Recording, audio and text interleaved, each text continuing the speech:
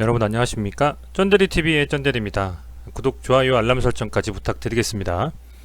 오늘은 일요일입니다. 제가 오늘 좀 영상을 늦게 올리게 됐습니다. 일요일날 오늘 비가 좀 왔는데요. 계속 좀 집에만 있으면 답답하기도 하고 그럴 것 같아서 바람을 좀 쐬러 갔다 왔습니다.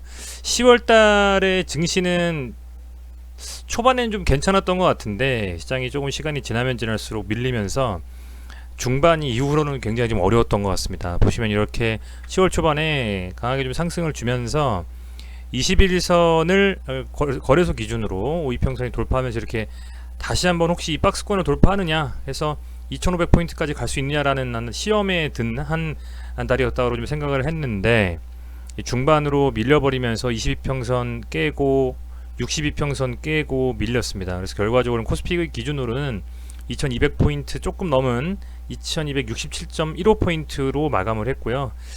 10월이 마지막 날이 2.56% 코스피가 좀 빠졌고, 코스닥 같은 경우에도 2.61% 하락으로 좀 마감을 했습니다.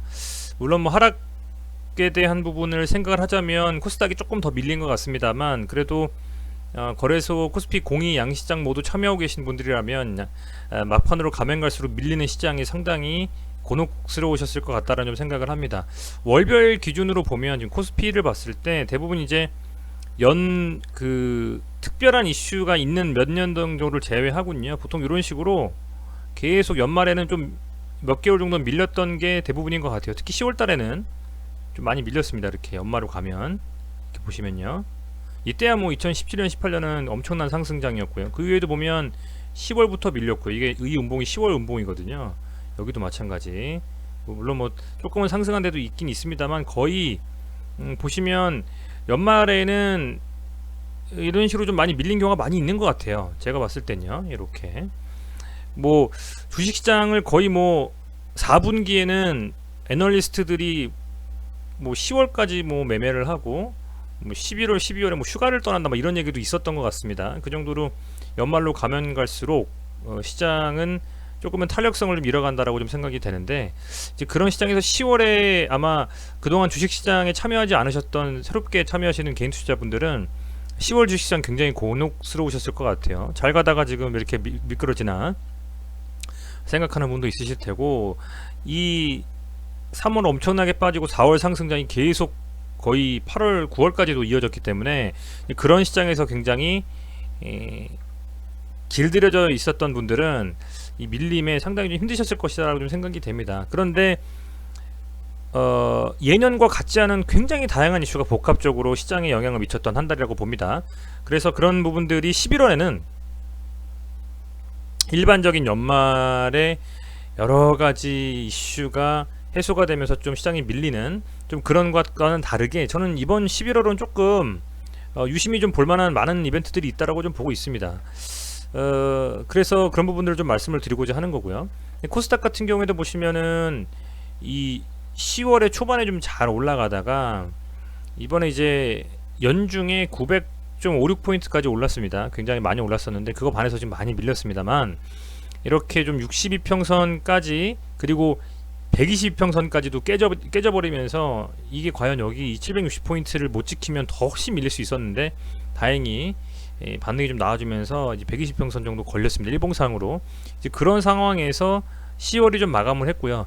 추후 상승에 대한 어떤 기대감을 갖기에는 이벤트들이 10월은 좀 없었다라고 보고 있고, 계속적인 어떤 악재라든지 불확실성에 대한 부분들이 연속적으로 시장에 잔존하다 보니까 투자를 하는 주체들 중에서도 특히 이 기관이 매수를 좀 못 들어왔거든요. 그래서 그런 부분들이 계속적인 힘든 상황을 연출을 했다라고 볼 수 있을 것 같고, 요 며칠간의 기관이 좀 순매수를 해주면서 코스닥 같은 경우에는 그나마 조금 시장에서 상승을 기대하는 그런 좀 투심이 좀 살아났고, 막판에 이제 개인이 11월 기대하면서 4천억 가까이 순매수를 했는데요. 한 달 내내의 이런 매동을 보면 개인의 어떤 상승에 대한 기대감은 여전히 뚜렷한 것 같고요.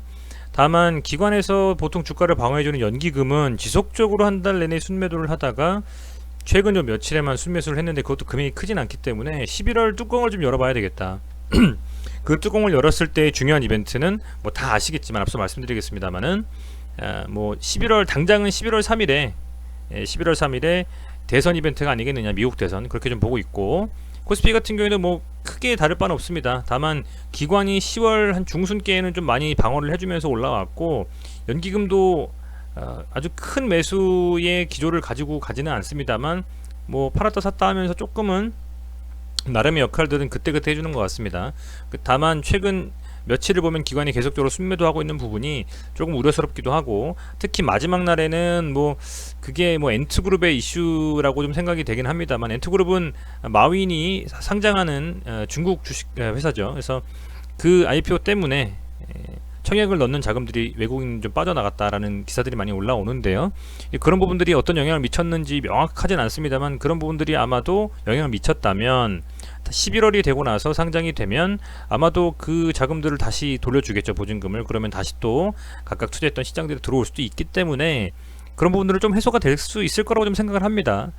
그런 시장의 상황 속에서 어쨌든 지금 현재 투자를 하고 계시다라는 거를 좀 아셨으면 좋겠고, 지금 그렇다면 여러 가지 이슈들이 어떻게 돌아가고 있냐 좀 생각을 해보면 좋을 것 같아요. 가장 중요한 것은 바로 양도세입니다. 지금 제 생각엔요, 이 양도세요. 지금 대주주 3억, 홍남기 부총리 겸 기획재정부 장관이 대주주의 기준을 10억에서 3억으로 줄여버리고 양도세를 부과하겠다라고 했어요. 양도세가 한 22%에서 25% 가까이 된다라고 합니다.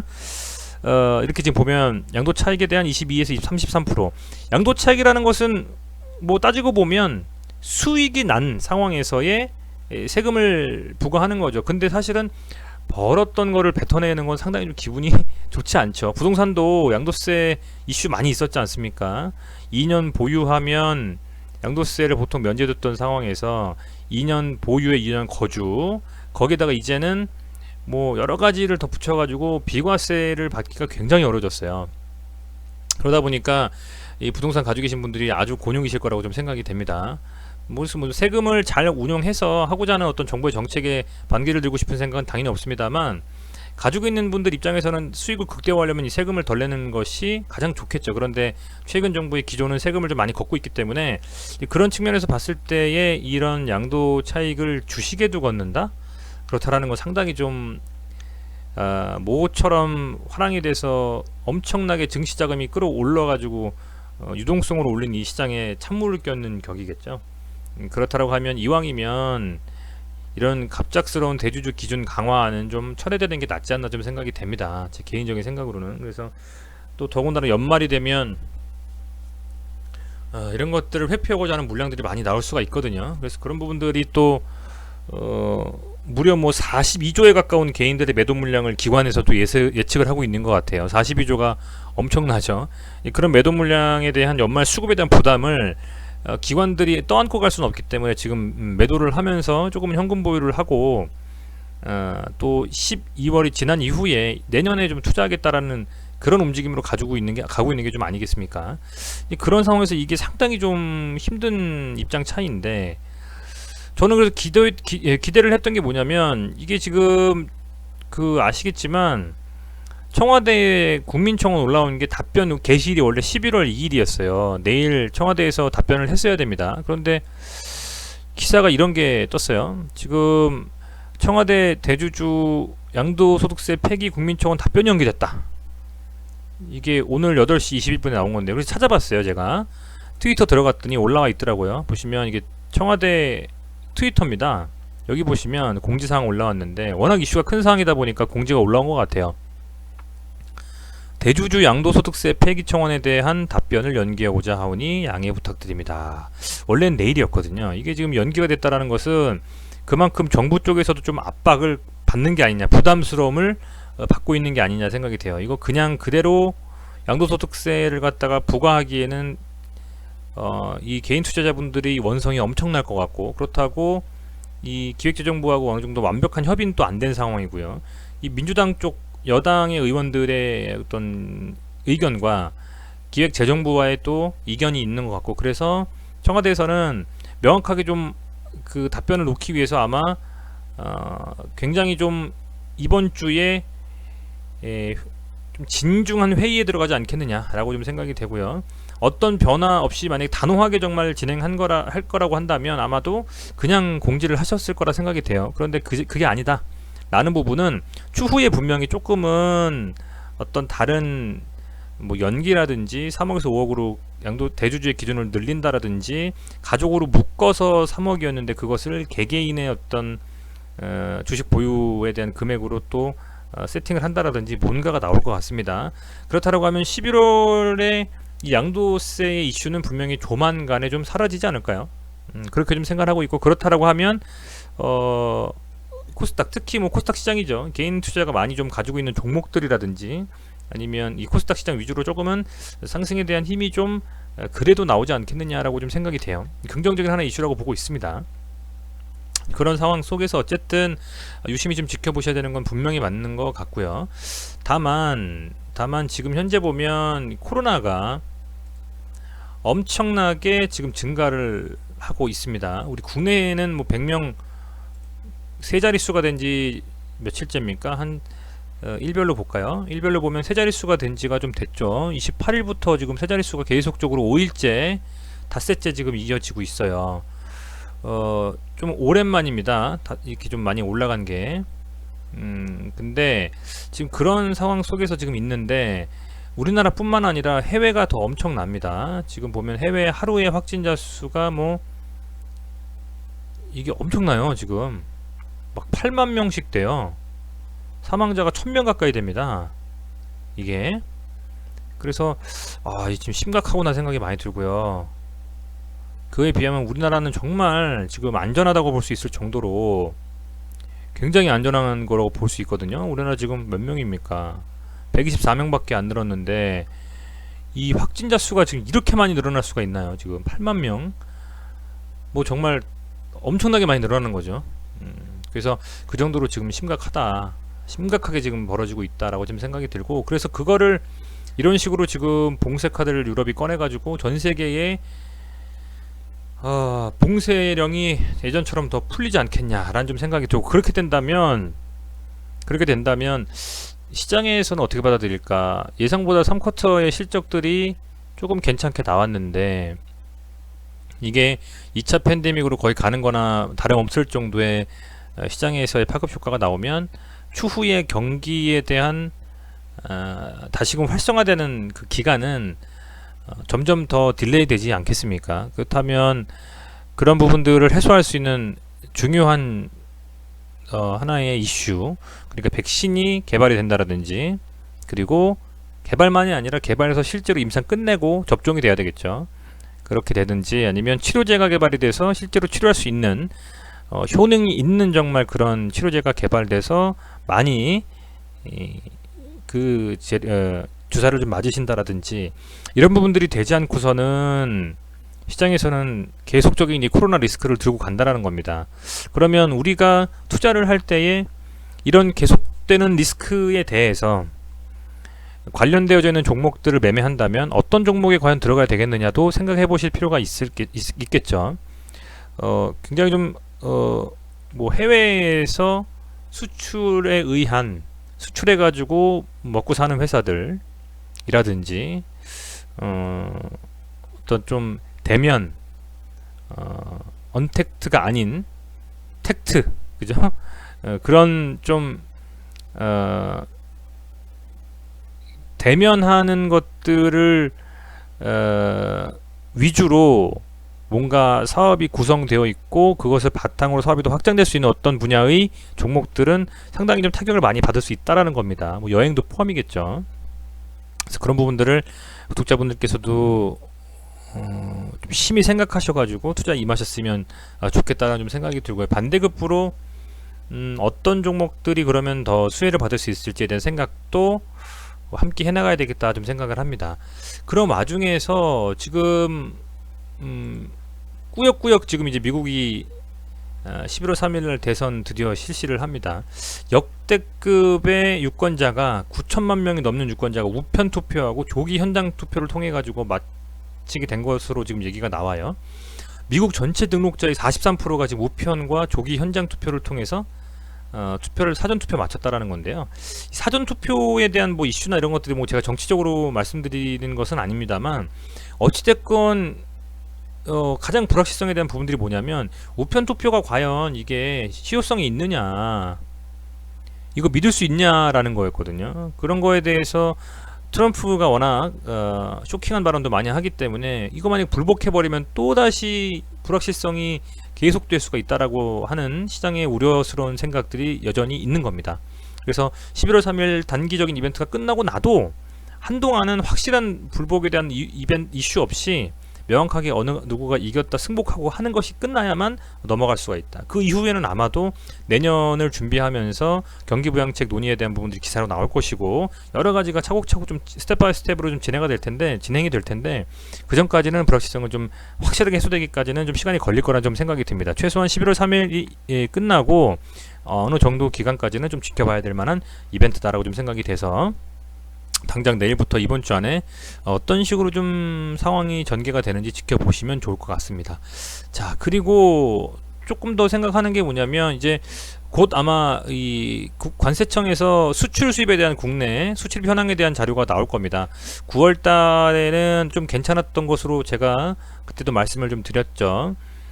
계속적으로 이 수출과 수입과 있어서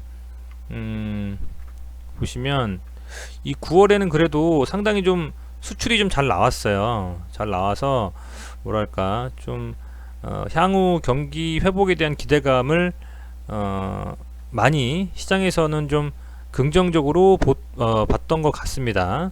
봤던 것 같고 수출이 어떻게 보면 계속적으로 3월인가요? 3월 이후에 계속적으로 지금 이렇게 수출 금액 자체가 하락했었습니다. 계속 전월 대비해 가지고 계속, 그죠? 거의 그렇게 되다가 굉장히 오랜만에 이렇게 9월 달에 상승으로 좀 돌아섰는데 이제 어쨌든 뭐 그런 상황임에도 불구하고 현재 상황에서는 앞으로 좀 불투명한 부분이 많이 있겠죠. 역시 또 다시 코로나에 대한 팬데믹이 좀 진행이 되면서 이 10월엔 과연 수출 현황이 어떻게 됐는지도 조금 살펴보실 필요는 있겠다라고 좀 생각이 됩니다. 그런 생각이 좀 되고 지금 보면 보시면 이게 전월 대비가 아니고 전년도 대비입니다. 전년도 대비해 가지고 3월부터 해서 계속적으로 2019년 비해서 2020년이 수출이 계속 줄었어요. 그러다가 9월 달에 처음 수출이 늘었습니다. 처음. 지금 10월까지 이어질까에 대해서는 뚜껑을 좀 열어봐야 되겠습니다만 좀 증가를 했으면 좋겠는데 2개월 연속으로 그렇게 될지는 좀 잘 모르겠습니다만 아마도 전 조금은 그래도 전년도 동기간 대비해서 좀 수출이 좀 늘지 않겠느냐라고 좀 생각이 되는데 한번 좀 지켜봐야 되겠습니다. 지켜봐야 되겠고 수출이 어쨌든 확대가 되고 우리나라 입장에서는 많이 수출을 좀 하면서 수출에 의존해서 좀 먹고 사는 아직 나라지 않습니까? 그런 측면에서는 이 수출입 실적도 좀 살펴볼 필요가 있고 이거는 아마도 11월 아마 5일 전에는 나올 거예요. 그래서 그런 부분들을 좀 지난번에도 10월 5일에 나왔기 때문에 그 전에 좀 나오면 파악하셔가지고 요 10월달 전년도 대비해가지고 2020년도에 얼마나 좀 그 수출이 좀 늘었는지 빠졌는지 그런 것들도 파악하신다면 매매에 좀 도움이 되실 거라고 좀 생각이 됩니다. 계속적으로 이슈가 되는 내용들을 좀 말씀을 드렸고 추가적으로 좀 수출입 현황도 한번 볼 필요는 있겠다라고 좀 생각을 해서 말씀을 드렸는데요. 무엇보다 중요한 것은 그런 시장에서도 살아남는 게 중요하겠죠. 주식시장이 계속적으로 상승할 수만도 없고 계속적으로 하락할 수만도 없다라고 좀 생각을 하고 있습니다. 시장에 참여하다 보면 별일이 다 있고 그런 와중에서 그런 이슈가 있는 시장에서 얼마나 잘 버텨내는지가 그게 정말 실력이고 그렇게 오랫동안 버틸 수 있는 사람만이 열매를 정말 따먹을 자격이 있겠죠. 지금 보면 코스닥 기준으로 주봉을 봤을 때 아래꼬리 달고 이렇게 좀 위로 올라와주는 저가 매수세가 올라왔던 것이 좀 보일 겁니다, 여러분들. 이게 이 주봉상으로 본 건데 다음 주에 주봉상으로 좀 62평선 위에서 양봉을 만들어내는 그림이 나와서 다시금 좀 상승 추세로 돌아갔으면 좋겠고요. 코스피 같은 경우에도 보면 코스피는 조금 주봉상으로 봤을 때 눌렸습니다. 이게 지금 보면 이런 식으로 눌려버렸기 때문에 조금 사실은 매동만 보면 좀 불안해요. 여기서 좀 지켜줘야 될 자리거든요. 주봉상 보시면 2263포인트 지난번에 저항 라인이었던 것이 이번엔 지지가 되면서 두 번 정도 지지를 해줬는데 여기가 잘 좀 지지가 되는지, 이게 또 깨져버리면 또 쭉 밀려버릴 수도 있는 불안감이 있습니다. 그래서 잘 좀 소위 말하는 아리꼬리를 달고 위에 망치형 양봉이 나오더라도, 망치형 음봉이 나오든 하더라도 조금은 저가 매수세를 삼키면서 올라올 정도의 그런 움직임이 나와주는지, 그런 것을 좀 살피시면서 전체적인 시장을 보시면서 좀 매매에 임하셨으면 좋겠습니다. 개별 종목에 대한 이슈도 물론 중요하겠습니다만 시장이 어떻게 가는지를 보셔야만 이거 매매를 할 타이밍인지 관망할 타이밍인지 아실 수가 있으니까요. 그런 것들을 감안하셔가지고 11월 첫 주 잘 좀 이렇게 만들어 가시는 한 주 되시기를 바라겠습니다. 우선은 매번 시청해 주셔서 감사드리고요. 조금은 더 도움이 될 수 있는 정보들, 영상들 만들 수 있도록 부단히 좀 노력하도록 하겠습니다. 매번 응원해 주셔가지고 감사드립니다. 건강 유의하시길 바라겠고요. 내일 활기차게 하루 시작하시는 11월 되시기를 바라겠습니다. 감사합니다.